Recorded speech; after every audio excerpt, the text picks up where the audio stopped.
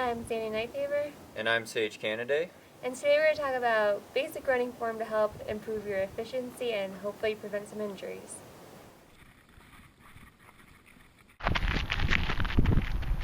So a common mistake we see with a lot of runners, myself included, is what I call sitting in the saddle. It means you're kind of running like you're sitting down in a chair and you're riding your hips really low.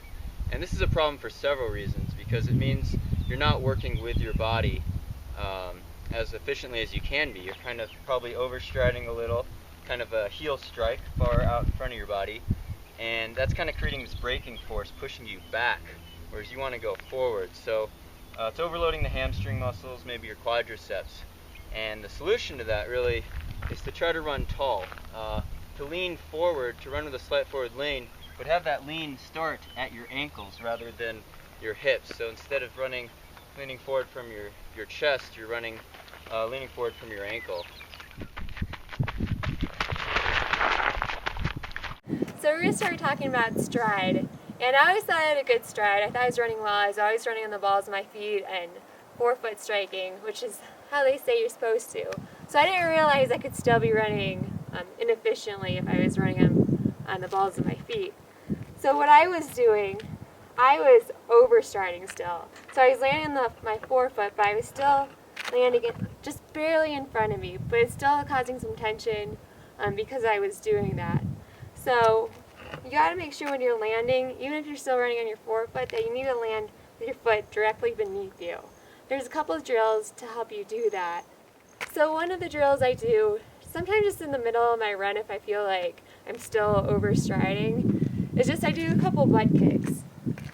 So all you do, keep going like that. And normally I'll just throw that in my run and it just automatically reminds my legs of where my foot should be landing. So another suggestion for a drill is to do skipping. You can see how he's landing with his feet beneath him and he's still landing pretty much on the ball of his feet. So skipping also kind of exaggerates the proper mechanics you need.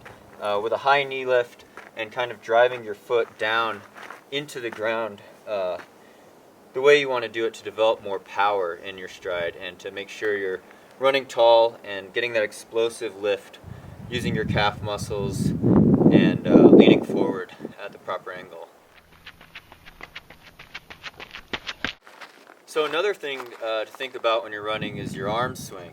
And a lot of people do this a little bit differently. It does depend on the length of your arms and how your body weight's distributed. But generally in the latter stages of a race, or if you're getting tired, people tend to tense up. They get too much shoulder tension, and that's just wasted energy. Maybe your biceps are also flexing, and you start thrashing across your body.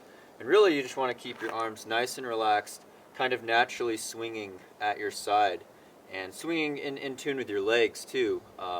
As long as you're keeping your arms nice and relaxed and swinging quickly, it means your stride rate is also turning over nice and quick, nice and light. And that's going to help you be efficient, especially in a race or doing speed work or in a long run. And that's going to be really important for saving energy and just staying relaxed and enjoying your run. So another thing you can do to improve your stride is just run barefoot. I'm not talking about doing anything extreme like running miles barefoot, but you can definitely do a couple of minutes of barefoot running before or after your runs.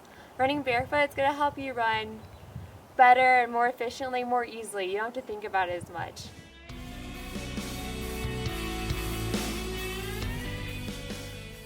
So that was our running form video. If you want to check out my blog, it's sandinypaver.blogspot.com. Hope these tips help you enjoy your run and stay more injury free.